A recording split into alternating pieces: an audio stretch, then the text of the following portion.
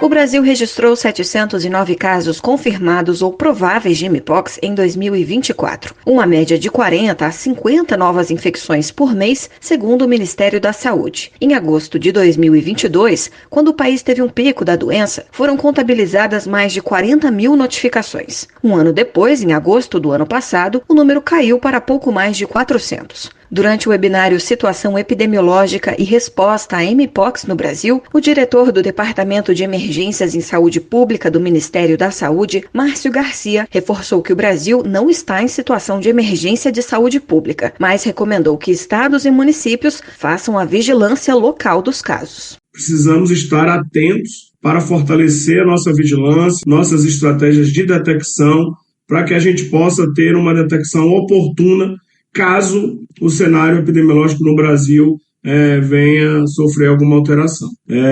Mas destacar aí, principalmente a importância das vigilâncias em nível local, nos municípios e nos estados. Cada local se organiza de uma forma, né? Então, assim, no Ministério da Saúde, a vigilância de mpox está no departamento de HIV e AIDS, tuberculose, hepatites. Então, a gente respeita muito a autonomia de municípios e estados. A mpox é uma doença zoonótica viral, ou seja, a transmissão pode acontecer tanto pelo contato com pessoas e materiais contaminados com o vírus, quanto com animais silvestres infectados. Os principais sintomas são lesões na pele ou erupções cutâneas, ínguas, febre, dores no corpo e de cabeça, calafrios e fraqueza. Uma vez que a transmissão do vírus mpox ocorre por contato com gotículas e outras secreções respiratórias, a principal recomendação é que as pessoas doentes fiquem em casa. A orientação é da infectologista Joana Dark Gonçalves. Para que a pessoa que está doente, para que ela fique em casa, pelo menos até que as crostas caiam, até as feridas secarem. Depois a gente recomenda também evitar tocar em objetos, cobrir a lesão para não contaminar o ambiente. E em caso sair em contato também com outras pessoas, o ideal é usar máscara para evitar a disseminação das gotículas infectantes. Para quem não está infectado, a doutora Joana Dark recomenda a vacinação. Atualmente, o imunizante contra a mpox está disponível gratuitamente no SUS para pessoas com maior risco de evolução para as formas graves da doença, como pessoas vivendo com HIV, AIDS, profissionais de laboratório que trabalham diretamente com o vírus mpox e pessoas que tiveram contato direto com fluidos e secreções corporais de pessoas suspeitas, prováveis ou confirmadas para a doença mediante avaliação da vigilância local. Reportagem Paloma Custódio. A Agência Brasil, da empresa Brasil de Comunicação, a EBC, foi eleita entre as top 3 mais admiradas agências de notícias da imprensa do agronegócio deste ano. A premiação aconteceu agora em agosto em São Paulo. O prêmio Mais Admirados da Imprensa do Agronegócio, na 4ª edição, aponta como vencedora na categoria Agência de Notícias Top 3 a Agência de Notícias da Embrapa. A apresentadora e editora Kelly Godoy, da Record News, recebeu o título de mais admirada jornalista do agronegócio. Completam o top 5 os jornalistas Fabiano Reis, do Canal do Boi, Beatriz Gunter, do Canal Rural, Alexandra Horta, do Notícias Agrícolas e Cristina Vieira, do programa Globo Rural da TV Globo. A Agência Brasil foi representada na premiação pelo coordenador da sucursal de São Paulo, Marcelo Antunes. Da Global Serviços Comerciais, Gilvan Costa. Mais um impulso para a retomada do turismo no Rio Grande do Sul. A partir de 21 de outubro, o aeroporto Salgado Filho, em Porto Alegre, voltará a operar voos na capital gaúcha. Os pousos e decolagens estão suspensos no terminal desde 3 de maio, quando temporais provocaram enchentes na cidade. Na retomada, os passageiros já poderão contar com mais de 80 voos diários confirmados pelas companhias aéreas Azul, Gol e Latam. A venda de passagens para a localidade já foi retomada e até o final do mês de outubro, as principais companhias já terão definido a malha aérea de retorno das operações, contabilizando 81 voos diários no total, que serão operados das 8 horas da manhã às 10 horas da noite. A partir de 16 de dezembro, quando a Fraport Brasil, concessionária responsável pela administração do Salgado Filho, retomar por completo as operações no aeroporto da capital gaúcha, 2 das companhias já terão anunciado seus números de decolagens diárias.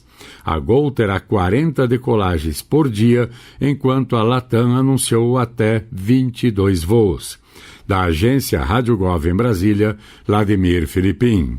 Brasileiros nascidos em novembro e dezembro recebem o abono salarial, o chamado abono do PIS, nesta quinta-feira. Tem direito ao benefício quem, em 2022, trabalhou pelo menos 30 dias com carteira assinada e recebeu, em média, até 2 salários mínimos por mês. Também é preciso estar inscrito no PIS ou no PASEP, no caso dos funcionários públicos, há pelo menos 5 anos. O valor máximo do abono é referente a um salário mínimo atual de R$ 1.412. Ao todo, cerca de 24 milhões de pessoas devem ser beneficiadas neste ciclo. Para receber, o trabalhador deve ir a uma agência da Caixa, mas quem tem o cartão cidadão pode sacar o dinheiro nos caixas eletrônicos e até nas lotéricas. No caso dos funcionários públicos, o abono é pago via Banco do Brasil. O cidadão pode consultar pelo portal gov.br ou pelo aplicativo Carteira de Trabalho Digital, se tem direito ao benefício. O dinheiro ficará disponível para saque até 27 de dezembro. Da Rádio 2, Humberto Ferretti. Sobradinho Restaurante Grill e Pizza. Há mais de 20 anos na Avenida Alberto Braune 98, centro de Nova Friburgo. Refeições deliciosas de segunda a sábado, com atendimento especial para empresas. Destaques: prato executivo com guaravita grátis e self-service com churrasco. No fim do dia, pizzas artesanais com massa de aipim. Pagamento por cartões ou Pix. Peça pelo WhatsApp 22 997 652 003. Sobradinho Restaurante Grill e Pizza. Tradição e sabor no seu dia. Há 8 meses, Evelyn Macedo Araújo atua como menor aprendiz na Biblioteca do SERPRO, Empresa Pública Federal de Processamento de Dados. No local, ela lê os e-mails, digitaliza documentos e faz a recepção e o empréstimo de livros. Uma rotina de aprendizagem que vai além do trabalho prático. Ter a sua independência, responsabilidade, ter mais compromissos. Evelyn tem 15 anos e está no 1º ano do ensino médio. Além de ter a primeira experiência no mundo do trabalho, ela também consegue ajudar em casa com a bolsa que recebe. Isso me ajuda bastante. E também ajuda meus pais, né? Querendo ou não gastar menos. Porque eu gosto muito de comprar minhas coisas e acaba que eu consigo, com esse dinheiro, ajudar meus pais e me ajudar. A oportunidade que Evelyn está tendo é compartilhada com milhares de outros jovens. De janeiro a junho deste ano, 58.656 jovens tiveram a primeira experiência profissional com carteira assinada por meio da Lei do Jovem Aprendiz. Os números são do Ministério do Trabalho e Emprego, responsável pelo cumprimento dessa legislação. É o melhor resultado da história para o semestre, um aumento de 8,39% comparado ao mesmo período de 2023. Ao todo, em junho, o país tinha quase 615 mil jovens aprendizes. 66% deles têm até 17 anos. Mais da metade está no ensino médio e 52% deles são mulheres. O ministro do Trabalho e Emprego, Luiz Marinho, destacou os bons resultados do programa para dar mais oportunidades aos jovens aprendizes. Esse é um dos pilares mais importantes do Ministério no enfrentamento ao trabalho infantil, garantindo qualificação profissional e renda sem comprometer a educação. Educação, Qualificação profissional e trabalho de qualidade são os caminhos para que o Brasil seja um país do qual todos nós possamos nos orgulhar. Criada em 2000, a Lei do Jovem Aprendiz determina que toda empresa de médio ou grande porte deve contratar um número de aprendizes equivalente a, no mínimo, 5% e, no máximo, 15% do seu quadro de funcionários. O aprendiz deve ter entre 14 e 24 anos e estar frequentando a escola. O jovem tem garantido todos os direitos trabalhistas, como salário mínimo proporcional, FGTS, 13º, vale transporte e férias coincidentes com as férias escolares. O contrato é de até 2 anos. Reportagem Luana Karen. A Advocacia Geral da União, a AGU, enviou ao Supremo Tribunal Federal, o STF, parecer pela inconstitucionalidade da Lei do Rio Grande do Sul, que autoriza a criação de escolas cívico-militares no Estado. A adoção do modelo é questionada pela Confederação Nacional dos Trabalhadores em Educação, a CNTE, e o Centro dos Professores do Estado do Rio Grande do Sul. De acordo com as entidades, uma lei estadual de 2024 que autoriza o governo a instituir as escolas cívico-militares extrapola as atribuições legais dos policiais militares e viola os princípios da liberdade de cátedra e do livre aprendizado. Para a Advocacia Geral da União, podemos informar que somente o Congresso Nacional pode aprovar novos modelos educacionais. Além disso, segundo o órgão, a Lei Gaúcha não está de acordo com a Lei de Diretrizes e Bases da Educação Nacional. A ação é relatada pelo ministro Dias Toffoli e não há prazo para julgamento. Da Global Serviços Comerciais, Gilvan Costa.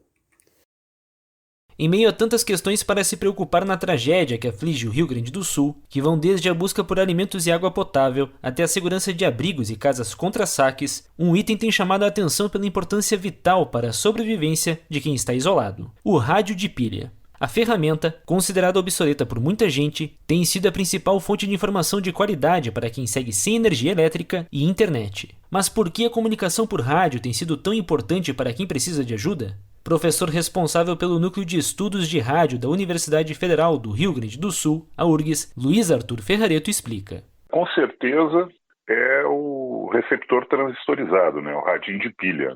Porque o radinho de pilha dá mobilidade ao rádio, permite estar próximo das pessoas e ele está livre da necessidade da energia elétrica contínua. Então, quando não tem fornecimento de energia elétrica, ele segue conectando as pessoas. E o rádio ele tem uma tendência muito forte para o serviço.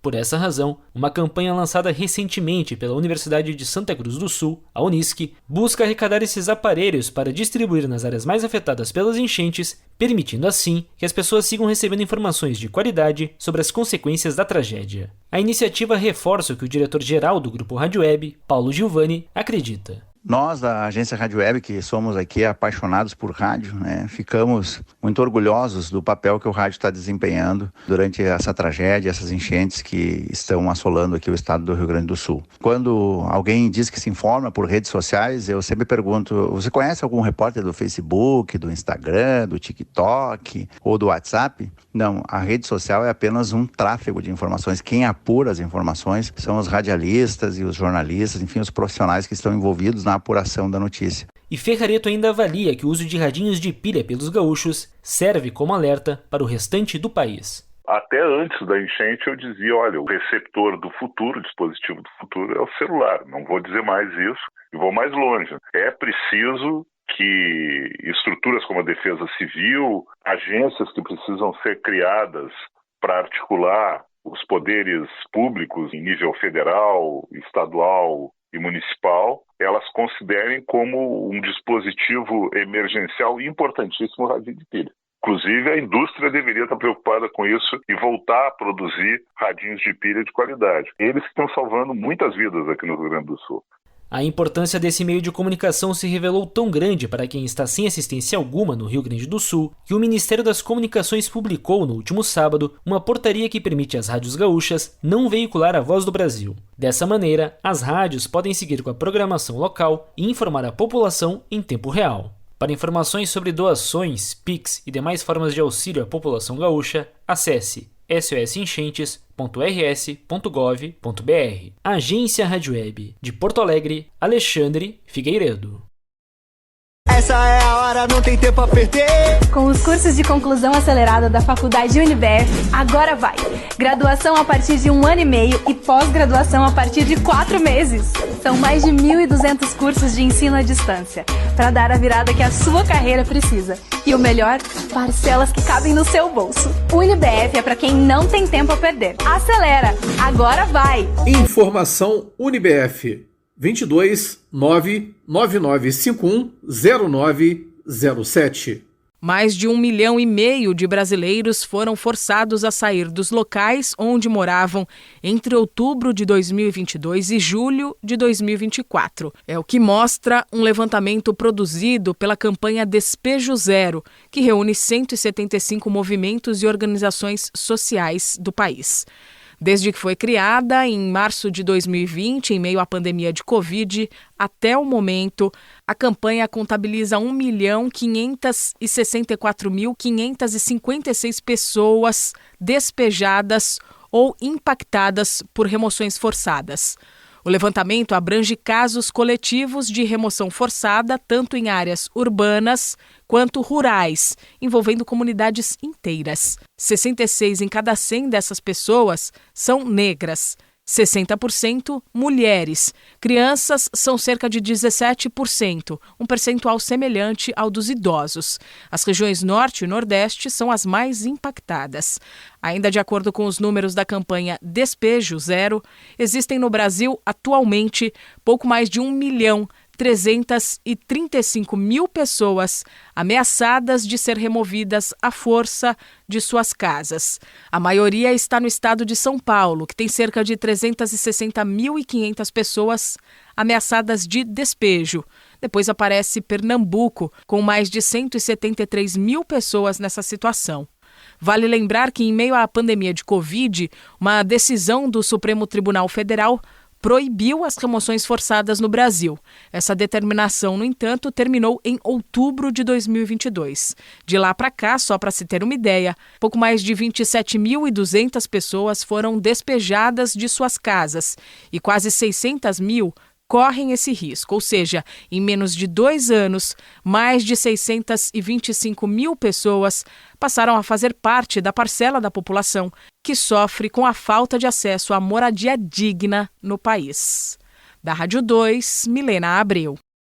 O 8º mês do ano, agosto, está repleto de apresentações culturais em Nova Friburgo, no estado do Rio. Essas apresentações marcam o retorno do saudoso Agosto Suíço, que celebra a nação helvética, a primeira a chegar no município há 206 anos.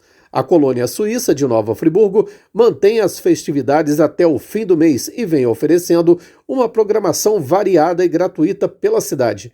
A abertura do Agosto Suíço foi marcada como tradição pela saudação às bandeiras na Praça das Colônias, seguida pela cerimônia de hasteamento na Casa Suíça em Conquista, no distrito do Campo do Coelho.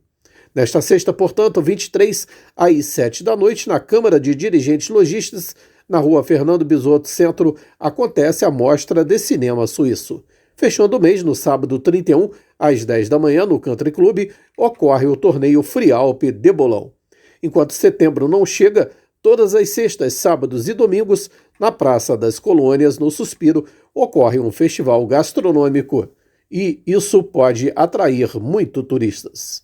Da Global Serviços Comerciais, Gilvan Costa. Organização Mundial da Saúde decreta emergência internacional para Mpox. Este é o alerta de maior nível da OMS. De acordo com a organização, a emergência sanitária global é necessária pelo surgimento de uma nova e mais contagiante variante do vírus, que causou um surto na República Democrática do Congo. O Mpox se espalhou por países vizinhos na África e chegou à Europa e América do Norte. Esta é a segunda vez em 2 anos que a OMS declara alerta máximo pelo fato de a infecção ser uma ameaça ao mundo todo. A organização tinha suspendido o alerta em maio do ano passado, depois que a propagação do vírus estava controlada. Este ano já foram registrados mais de 14 mil casos e 524 mortes por mpox. A decretação de emergência tem como objetivo alertar as autoridades de saúde para que elas tenham tempo de se preparar para um eventual surto. A infecção por mpox causa febre, dor de cabeça e no corpo, erupções na pele que costumam começar no rosto e se espalhar pelo corpo. O ciclo da doença dura entre 14 e 21 dias mais ou menos. Ela é transmitida para humanos por meio do contato físico com pessoas, animais ou materiais infectados. No Brasil, vacinas contra a mpox já são aplicadas a pessoas de grupos de risco, mas ainda não é certo se elas são eficazes contra essa nova variante. Da Rádio 2, Fabiola Altran. Vendas do comércio fecham o mês de junho em queda. Dados do IBGE apontam um recuo de 1% na comparação com maio. O principal vilão foi o setor que reúne os supermercados e o segmento de alimentos e bebidas, que responde sozinho por mais da metade das vendas do varejo. Quem explica é o gerente do IBGE, Cristiano Santos. O destaque fica para a atividade de hiper e supermercados, produtos alimentícios, bebidas e fumo, que teve queda de 2,1%. Como esta atividade tem um peso superior a 50% de todo o varejo nacional, o indicador geral, então, na passagem de maio para junho, fechou em queda. Outra atividade que contribuiu para o resultado geral negativo foi a de outros artigos de uso pessoal e doméstico, setor que engloba lojas de departamentos, lojas de brinquedos, artigos esportivos e joalherias, que teve uma queda de 1,8%. O gerente do IBGE explica, porém, que apesar do resultado negativo de junho, as vendas do comércio tiveram uma forte alta no acumulado do primeiro semestre. Esta é a primeira queda no indicador de volume do comércio varejista depois de 5 altas consecutivas. Entre os meses de janeiro a maio de 2024, o varejo brasileiro teve uma sequência de crescimento que levou a série histórica ao seu ponto mais alto em maio, com posterior queda em junho. Com isso, o varejo fecha o primeiro semestre de 2024 com ganhos 5,2% maiores que no mesmo período de 2023. Vale destacar ainda que as vendas cresceram 4% em junho, quando comparadas ao mesmo período do ano passado. Da Rádio 2, Humberto Ferretti. Reúna os amigos e a família e vá ao Bona Pizza. O funcionamento é de segunda a segunda até às 10 da noite. Localizado na praça de alimentação do Friburgo Shopping, o Bona Pizza oferece pizzas doces e salgadas, lanches rápidos, sucos e refrigerantes. Bona Pizza do Shopping da Praça. Telefone com WhatsApp 2523 3025. 2523 3025.